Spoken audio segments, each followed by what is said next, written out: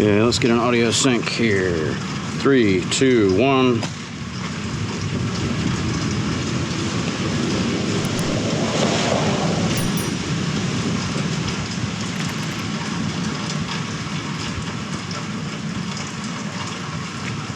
Okay, here we go. Let's get this started.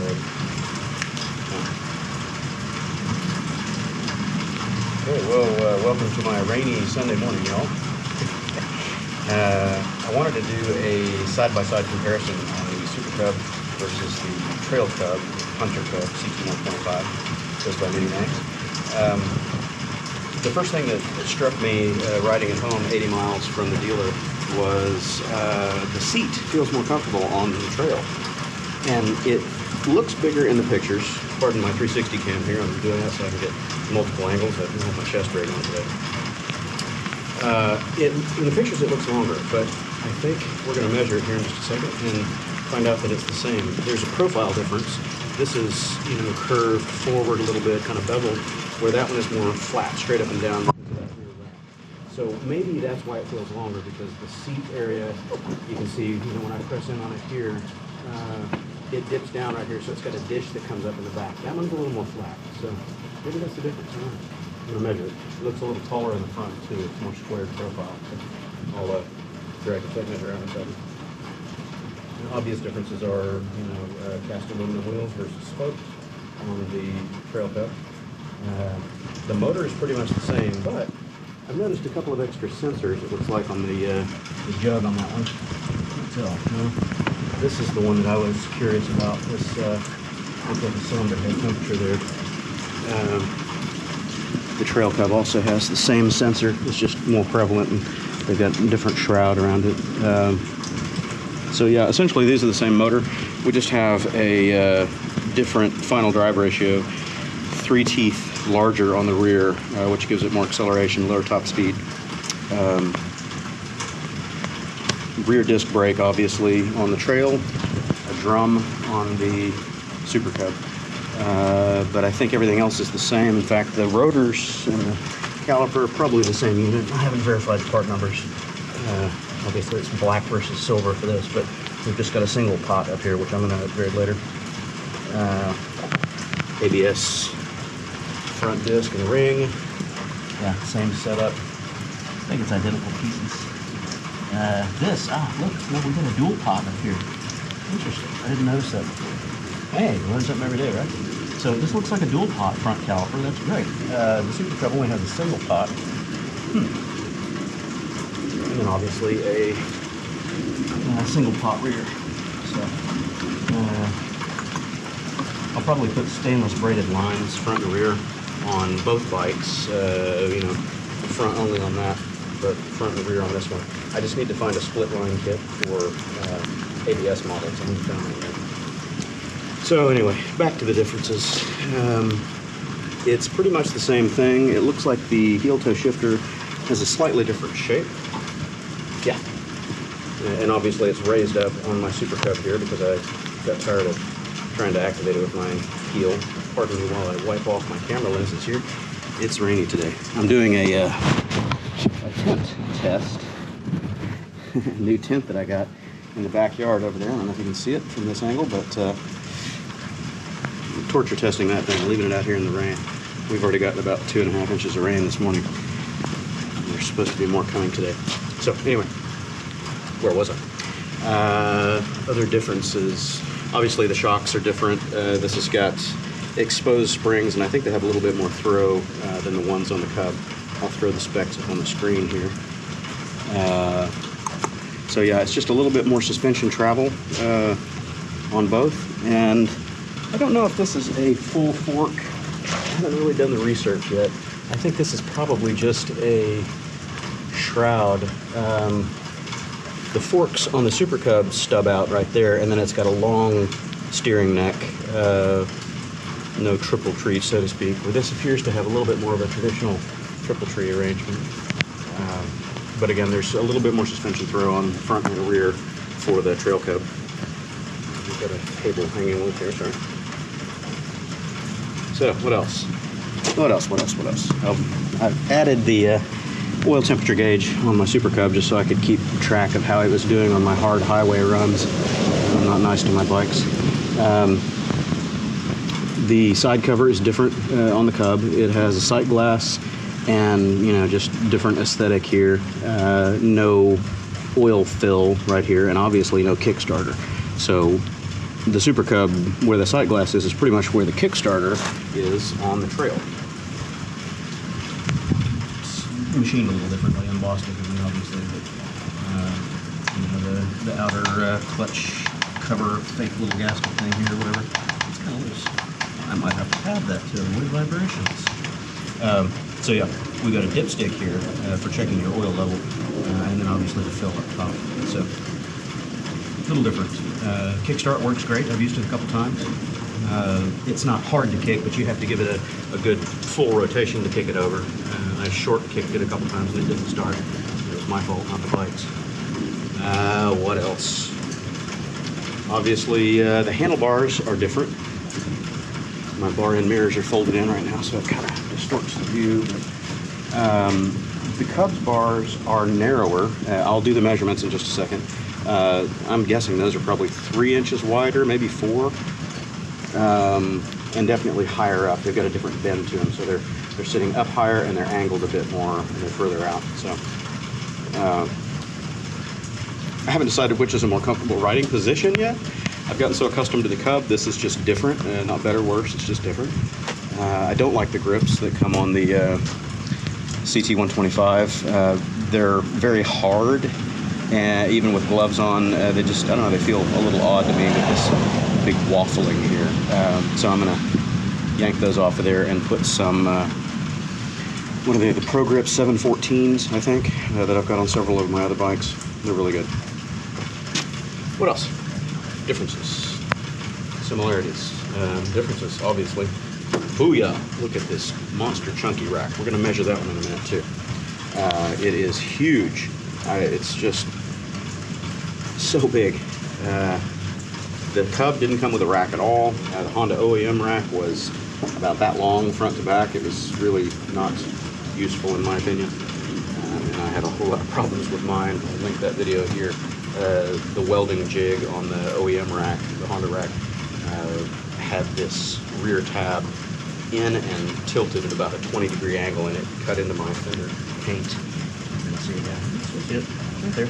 Chopped up my fender. And this fender has gone up now. It's over 450 bucks. Ouch. So I put the Kijima on here. We'll try to link that video as well. This setup has just been great. I like the way it looks on the bike, even when I don't have gear loaded on it. It just kind of matches the flow and the look of the machine. It's just a great setup right there. The Kijima rear rack and side supports. I've got 3,000 miles of good use out of those already on the road, carrying my gear. That's all the differences and similarities I can think of for right now. I'm going to break out the tape measure, and I'm not going to have the benefit of a chest rig today. I apologize. Let me wipe off my cameras again.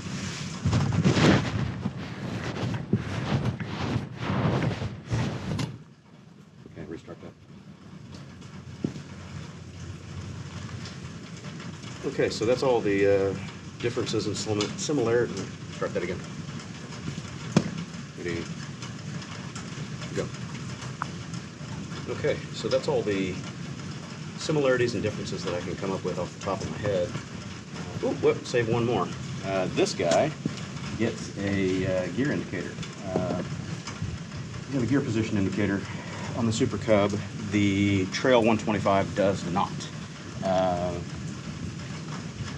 I'm going to save my 5 likes and hates video for a later time, but I'll tell you that one's going to be on the top of my list for the hates on the Trail 125. No gear position indicator, and I don't like that display, but we'll leave that for later. The Super Cubs, I think, is just more functional. It looks prettier, obviously, because this is more of a road bike than off-road rough and tumble. So anyway, let's get to the measuring. I'm going to try to do this, probably do it without the handheld camera here, and that way I can just shine it back, the results back to this guy.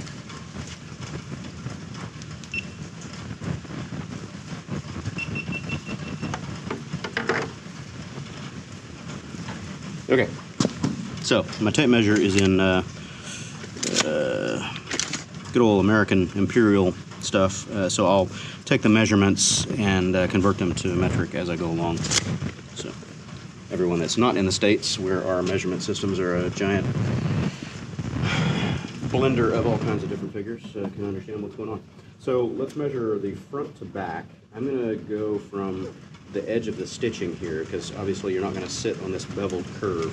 So we're just going to go for seatable perch area. So from the front edge to, let's go to the top of the crown right back here. Obviously it's got a bevel that goes up, but let's do this. Just to the top of that crown, I've got 14¼ inches. Sorry, I have to come around this side so you guys can see it. So 14¼ inches front to back on the seatable portion of the seat. That curve right there really limits your butt to only come back about this far when you're riding down the road. So we can figure about, I don't know, maybe 2½ inches shorter than that, 2 to 2½ inches shorter than that. So your actual perch is maybe only about 12 inches front to back. Width from side to side at the widest part of the seat is almost exactly 12 inches. So let's do the same measurements over here on the trail. Let me do it from the other side so I can figure a seatable area here. Now, you guys are down low, I apologize, but this has got a little bit of a bevel right here, but it doesn't seem to be as extreme as the foam that's in that seat. So I'm just going to go to the top of the crown, same as I did before, and right to the stitching at the front. So the middle of the top of the crown there to the front stitching is exactly 13½ inches. So 13½ inches right there. Let's do side to side at the widest portion. I can tell a sculpting difference here.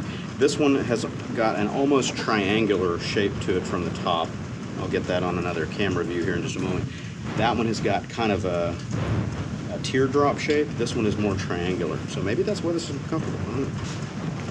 But let's go to the widest point, which is all the way back to the back instead of that one, which is several inches forward. So at the widest portion of the butt, it is, let's go to the curve. So it's 10¾ inches wide. So that was the measurement I got with the super precise calipers here. So 10¾ inches at the widest point. Now, again, you guys are a little low. Let me get the other camera going here. I'll do a side-on view of it.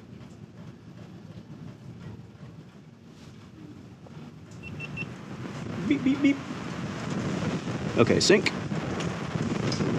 All right, so side-on view, you can see that there's not much of a dip in this. It's almost flat. It has a very slight curve right here, but not much. And then that top view that I was talking about a minute ago, it's very triangular. Sorry for all the water, it might distort the view, but it's very triangular in its shape. Whereas the Super Cub is more teardrop shaped. So it widens out more in this part of the seat, several inches forward, I would say, to the rear third is where the widest portion is, versus all the way at the back for this one due to that triangular shape. So the side-on view of this one, you can see the dish kind of starts about right there. So it's about 2 to 3 inches forward of the rear, where on this one it's just right here at the back. So I think this gives a little bit flatter of a seating profile. You can see that it's a little wider through this section as well. It's thicker right here. And that does raise the seated height. I'm a short-legged guy. I've got a 29.5 30-inch inseam. So while seated on this thing, I can only ball of the foot on one side and tippy toe on the other. So it's about a 32-inch seat height, where the Super Cub is inch and a half or so lower than that, but it's a little narrower in this section that lets you get your feet down more. You've got an additional leg bow here because the airbox, or the intake section, and the seat profile. So it's a little taller, but again, this is a small bike and it's so light, 260 something pounds. I'll throw that statistic up on the screen. It's not hard to manage. This is a very light bike. Oh, handlebars. So I got to shut this. No, I'll show this, and then I got to shut this camera down and use it. So you can tell from this position, the handlebar angle is a little more rearward swept on both sides, and it's wider, obviously, and taller than the Super Cub. The Super Cub is a very flat, low, traditional hand position for Super Cubs, more road-oriented than off-road oriented. Although I'll get into that with my other gripes later. These bars are nowhere near tall enough to stand and ride off-road. So most off-road riding, you're going to be up off of the seat because you don't want to get beat to death by the rear suspension. It also helps the bike absorb bumps because your fat butt isn't weighing it down. You get to use your knees and ankles and sharp shoulders. Yeah, so let's, I'm going to shut this camera down and continue so I can measure the handlebars for you.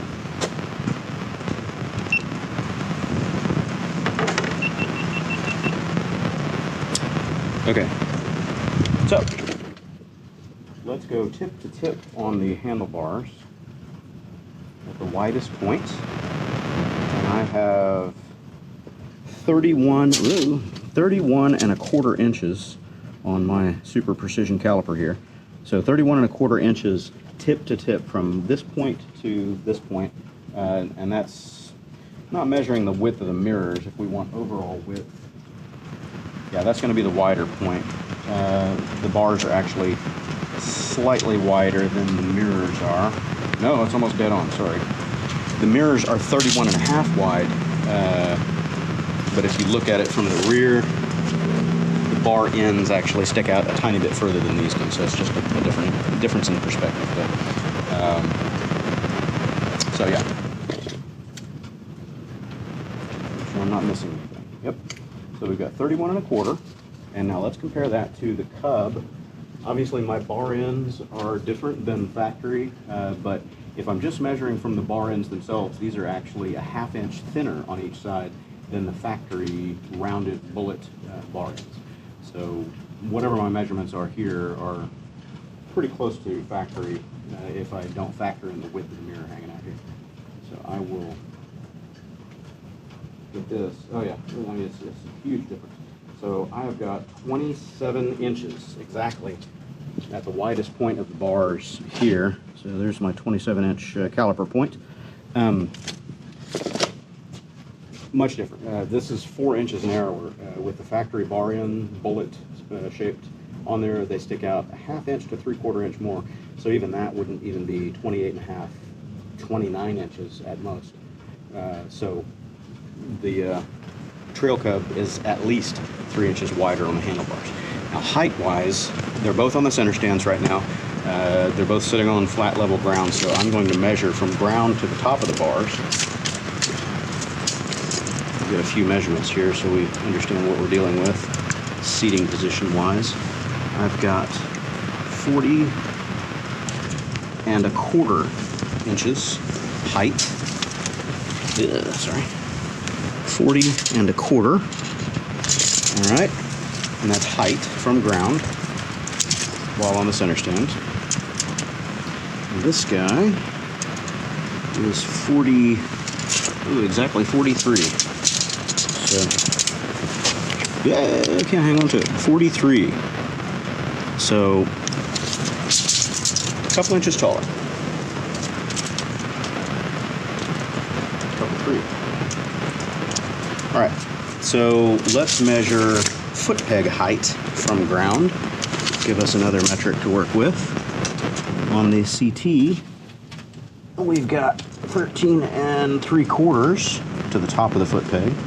13 3/4 inches. On the Super Cub, we have 12 1/4. So about an inch or so difference. And just to measure the rider triangle with my super precise equipment that I've got here, we're going to go from the top of the foot peg to the top outer edge of the handlebar. If I can get the tape measure to cooperate with me. So from the top middle of the foot peg to the top outer edge of the handlebar is 29 3/4 inches. If I can get that thing to sit there. Play fair, be nice. Yes, 29 3/4 inches is that position, 29 3/4. And now we're going to measure from the top outer, exactly the same measurement, to the rear of the seat. That'll give me a good point. I can adjust it later, figure out how the manufacturer does it. I think they do the center of the seat, but whatever. We're going to go to the back edge of the stitching just to have a consistent measurement point. So, I'm going to go back center edge. Sorry for obscuring your view.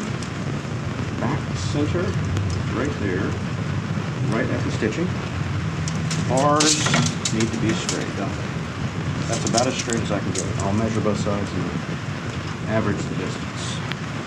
So top forward edge is 28.5 inches, that direction. Let's do the same here without bumping the bike. It's the exact same point. And I'm looking at 28.5 inches. So 28.5 inches from the center of the crown of the seat here at the rear of the stitching forward. So there are our measurement points. That's the triangle for the Super Cub. Now let's do the same thing on the trail. Get this about as centered as I can see it. So we're going to do the center of the peg to the forward edge of the bar, which is a little weird because this bar is swept rearward, so that's going to kind of confuse our triangle measurement there a little bit. But I've got 30 3/4 inches. So 30 3/4 for the triangle portion of the front edge. Let's do the same from the stitching at the back of the seat to the forward edge of that handlebar. I've got 29 inches. 29 inches there. Same point. 28.5. Yeah, so the bars are a little off. So I've got 28 3/4 to the outer front edge of the bars, but remember these are swept further back. If I wanted to be a little more precise, it's going to be hard to know exactly what the steering head is on that because it's not exposed, but front to back distance to the steering stem, we're going to measure from the same point to the center of the steering stem, and that is 27 and a half. So 27.5 inches back of the seat to the center of the steering stem. I'm just going to guesstimate where the steering stem is on this. It's going to be right here. So at the lower center of the speedometer. Yeah, they're almost the exact same distance from the back edge of the seat. This one was 27 1/4. So the triangle differences are just due to these bars being more rear swept. Let me wipe you off. Hopefully that's clean enough.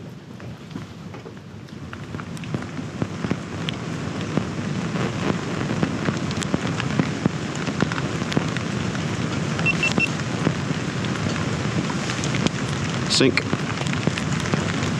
Okay, so let me get the other camera going here. Give us another perspective.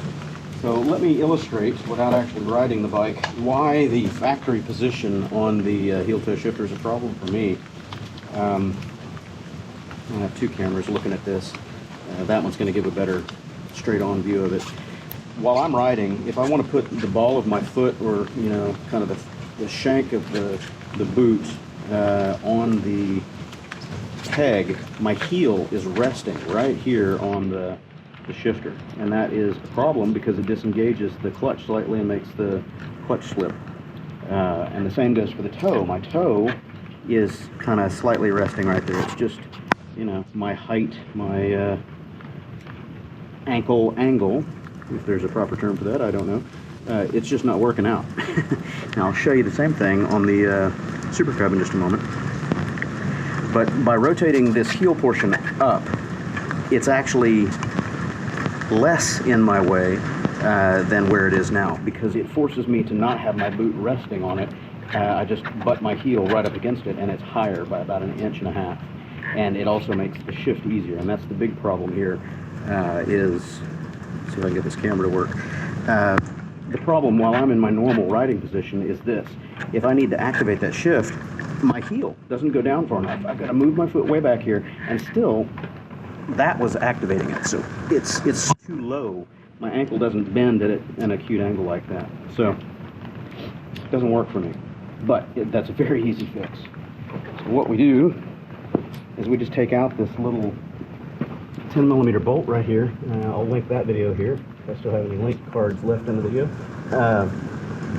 Take out this little 10mm bolt. You got to pull it all the way out because there's an indentation in the shaft. You slide the shifter out. Might be a problem on this. We'll find out today. We'll do that today. It's going to be very tight. There's not much clearance between the end of that shift yoke and the foot peg bracket. Anyway, you pull that out. You just rotate the splines, or the shifter on the splines, 1 notch. You could go 2, but that'll raise it pretty high. But 1 notch is sufficient to get that thing up out of the way.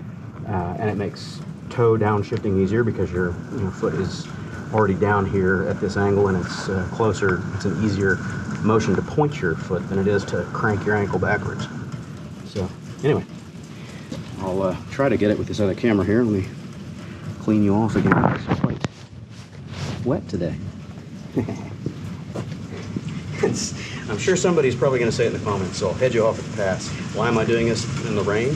Why not? I'm already doing the tip test over there in the rain. I'm not nice to my bikes. I use them in all weather.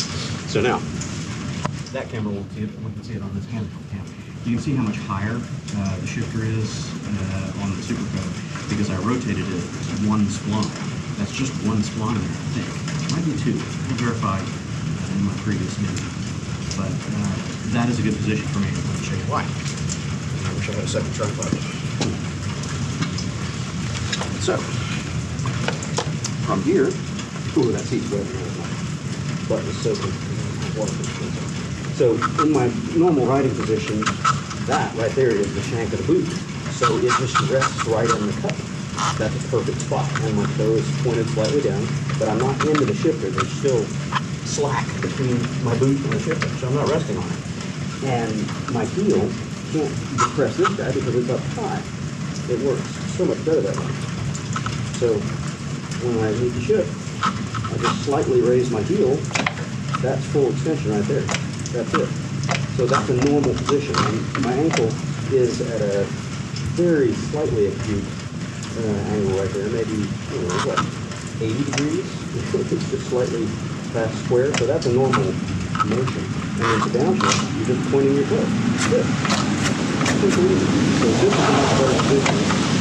For anybody that owns a Super Cub or a Trail Cub, if you're having trouble working that heel shift, then just do the shift rotation in that thing. 1 spline. Super easy. Takes you 5 minutes or less. So, what else can we talk about? I think that's about it. I'm noticing that profile looks a little different on this too. Hey, yeah, there's another one from my difference book.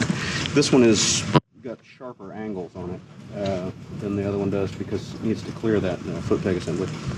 So, what else can we talk about? Anything? What do we got?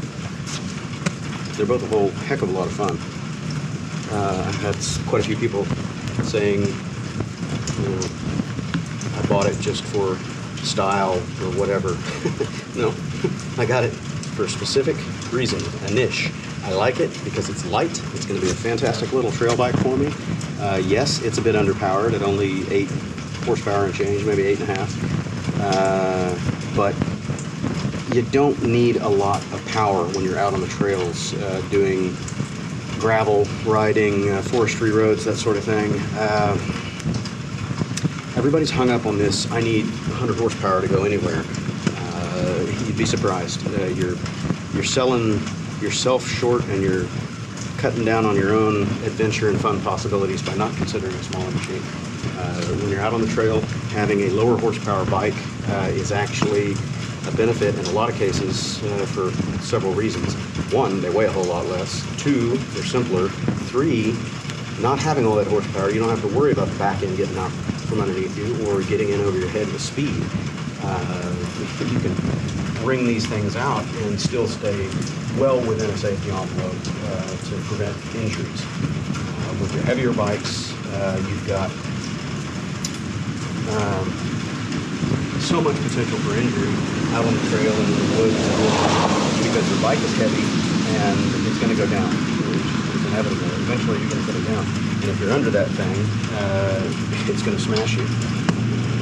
Breakage on heavy machines is much higher than smaller ones because of the weight. Simple physics. The heavier something is, the more mass, more kinetic energy it has in motion, and that energy has to go somewhere when it crashes, and that usually ends up in broken parts or broken people. Anyway, I won't preach anymore. I'll get off the soapbox, but I got this for trail riding. I've got a Yamaha XT250 that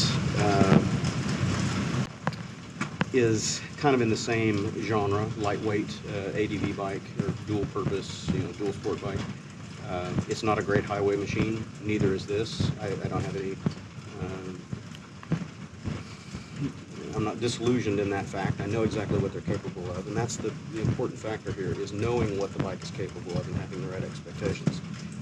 If it needs more power, you can do a big bore kit or something like that. Obviously that's more expense, more complexity, potentially less reliability. But these motors are very detuned from Honda anyway. They last forever. So increasing compression slightly or putting a slightly larger piston in it, you're not going to stress that bottom end.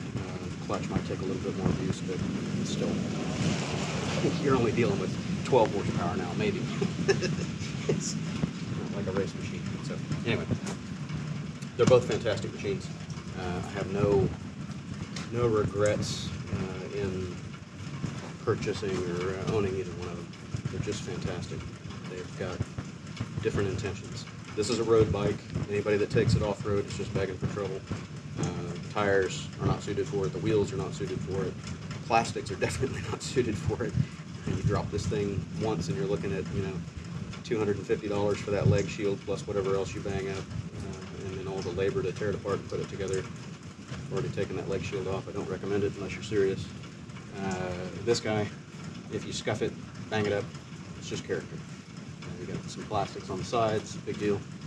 Put some hand guards on there. Anyway, so that's my quick overview today of the similarities and differences between the Super Cub 125 and the Trail Cub 125. Going to be getting these back out on the road very soon. This one's seen plenty of road miles. That one has only got about 100 miles on the clock right now. Going to go up by the thousands very soon. Catch y'all later.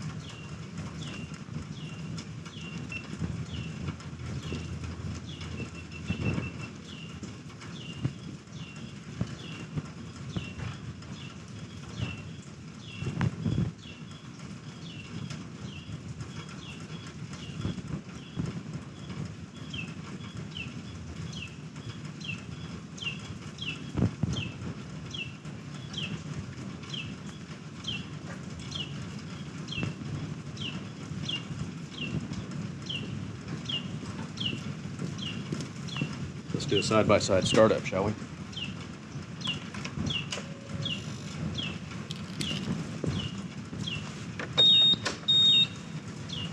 Okay, we're going to do the cold start on the Cub first because It has a tendency to sputter and die when you start it the first time, cold start. The Trail Cub doesn't. At least it hasn't yet. No throttle. Just let it run and see if it... Didn't do it this time. Normally it will die about 3 or 4 seconds after starting up, and then you just hit the starter again and it's okay. Let's shut that off for just a moment so we can hear a clean start on this guy. This one starts a little cleaner, and you can tell, I left it here. You can tell that the initial idle is much higher. So I think they reworked the ignition map, or the cold start fueling, a little bit more fuel, something like that. This one just starts easier. So they've got a little bit different tuning in the ECU. I'll leave that running, start this one up, and we'll do a rev. Rev them up. Actually, no. Let's keep it as agnostic as possible here.